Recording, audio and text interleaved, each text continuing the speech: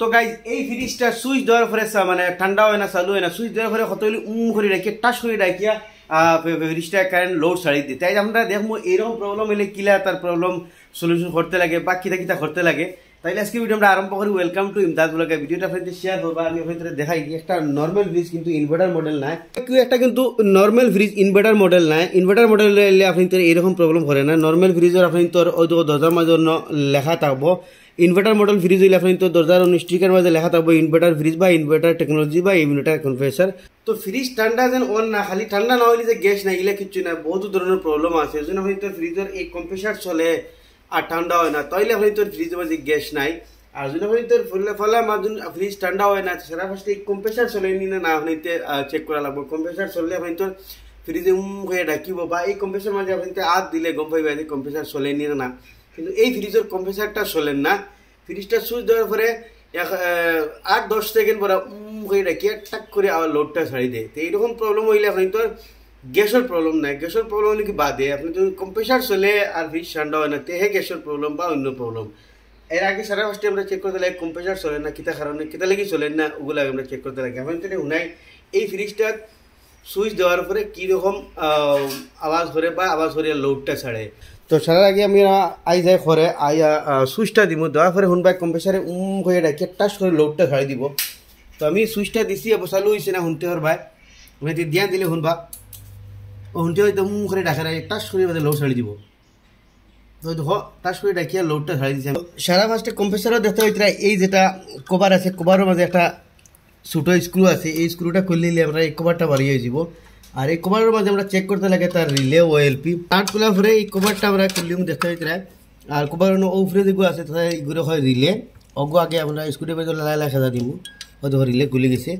এর বাদে হইলে কি ওএলপি রিলে খোলার পরে আপনার তোর ওএলপি খোলা লাগে। বেশিরভাগ কিন্তু আপনার তোর এই ওএলপি আর রিলে যাইবার চান্স। আপনি তোর কম্প্রেসার সুইচ দিয়ে আনলে ফ্রিজে করে ডাকে টাক করে ছাড়ে। তো ও যে ওএলপি গিয়ে ওভারলোডের কাম করে, ও গিয়ে আপনি তোর কারেন্ট ছাড়ে, এই জন্য এই কম্প্রেসার স্টার্ট হয় না।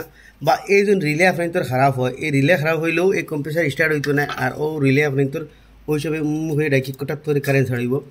আমরা ফলা ফার্স্টে এই দুটারে চেক করবো। আমরা মাল্টিমিটার দিয়ে চেক করবো। মাল্টিমিটারটা লাগাই দিচ্ছি কন্টিনিউটি মোডও যাতে হইতে। আর দুটা লিড এখানে উঠলে হলে তাই না আওয়াজ হয় বা পয়েন্ট উঠে। তো সারা ফার্স্টে আমরা ওএলপি চেক করবো।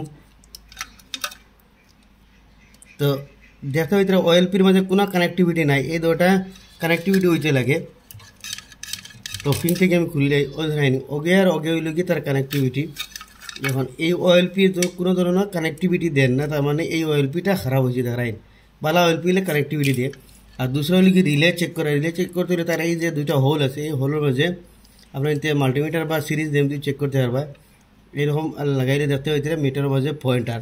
তো ওই লোক আমরা ওএলপি খোলার পর খারাপ বার হয়েছে।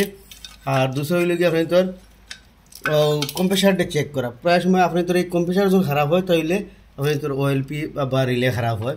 তো কম্প্রেসারটা চেক করতে হইলে কম্প্রেসারের এই বডির এক নাটের মাঝে আমরা ওই দেখো এক পয়েন্ট লাগাইমু মিটারের উপরে দেখিও। তো আর ওই যে কম্প্রেসারের 3টা পয়েন্ট আছে দেখা হইতে, 3টা পয়েন্টে একটা করে লাগাইমু। তো দেখতে হইতে কম্প্রেসারের পয়েন্টে আর বডির পয়েন্টে কন্টিনিউটি দেখা নিয়ে আনি কম্প্রেসার খারাপ হয়ে গেছে, যার কারণে এই ওএলপি জ্বলিয়েছে। খারাপ হইলেন না আপনি তো চাওয়া হইল কি একটা লিড দেখতে হইতে বডির যে কোনো একটা স্ক্রু মাঝে লাগাই দিলে। আর এই যে কম্প্রেসারের 3টা পয়েন্ট আছে দেখাইনি, এইটা হইল কি রানিং, কমন আর স্টার্টিং। ওখান ধরে যে কোনো এগুলোর মাঝে লাগাইলে তার মাঝে কন্টিনিউটি আর ইয়ানি এই কম্প্রেসারটা খারাপ হয়ে গেছে। কম্প্রেসারের কয়েল জ্বলিয়া বডির লগে টাচ হয়ে গেছে। তো সারা ফার্স্টে আমি তো ওরা কম্প্রেসারটাকে চেক করে লাগবো। 3ও পয়েন্টের দেখতে হইতে বডির লগে কন্টিনিউটি দেখার মানে পয়েন্টার। এখন আর এই ফ্রিজে কোনো সলিউশন নাই, একমাত্র কম্প্রেসার বদলা ছাড়া। কারণ এই কম্প্রেসার কমপ্লিটলি এখন খারাপ হয়ে গেছে। কম্প্রেসার দিয়ে ওই হিসাবে চেক করেন কম্প্রেসার বডির লগে যাতে কোনো কানেক্টিভিটি দেখাইতো না। আর এই 3টা পয়েন্টে 11 লগে কন্টিনিউটি দেখাইতো। তার মানে এই 3টা পয়েন্টে 11 লগে যদি আমরা চেক করি তাহলে কন্টিনিউটি দেখাইতো। আর বডির লগে কন্টিনিউটি দেখাইতো না তাহলে কম্প্রেসার ভালো। আর যখন বডির লগে কন্টিনিউটি দেখায় তাহলে কম্প্রেসার খারাপ, বা বডির লগে কন্টিনিউটি দেখায় না আর এই পয়েন্ট 3টা 11 কন্টিনিউটি যখন দেখায় না মিটার পয়েন্ট না, তাহলে কম্প্রেসার খারাপ মানা যাইব। এখন আর আমরা এগুলো আর চেক করি না, যেহেতু বডি হয়ে গেছে এই কম্প্রেসারের কয়েল জ্বলিয়ে বডি হয়ে গেছে, যার কারণে এগুলো আর কোনো সলিউশন নাই। তো গাইজ দেখতে পারলাই এই ফ্রিজের এই ওএলপিটা খারাপ হয়েছে। দেন খালি ওএলপি এমনিও কোনো সময় খারাপ হয়, ঠিক আছে, কম ভোল্টেজে চালাইলে ওএলপি খারাপ হয়। আর আপনি তো দেখতে পারলে এই কম্প্রেসার যখন খারাপ হয়ে যায় তাইলে গিয়ে আপনি তোর অয়েল পি খারাপ হয় যদি আপনি তোর অয়েল পি খারাপ হয় তাহলে আপনি কম্প্রেসারও চেক করবা বা অয়েল পিও চেক করবা যখন কম্প্রেসার ঠিক থাকে তার বডির লগে কোনো কানেক্টিভিটি দেখায় না 3 পয়েন্টের লগে তাইলে আপনি তো অয়েল পি বদলাইলে আপনি তোর হাম হয়ে যাবে যদি আপনি তোর কম্প্রেসার এটা বডি হয়ে যায় বডির লগে আর তার পয়েন্টের লগে যখন কন্টিনিউটি দেখায় তাইলে কম্প্রেসার খারাপ হয় তার এই অয়েল পি লাগাইলেও হাম হইতে না লাগাইলেও আবার জ্বলি যাইব তো আশা করি ভিডিও কিন্তু ভালো লাগে ভালো নিশ্চয় শেয়ার করবা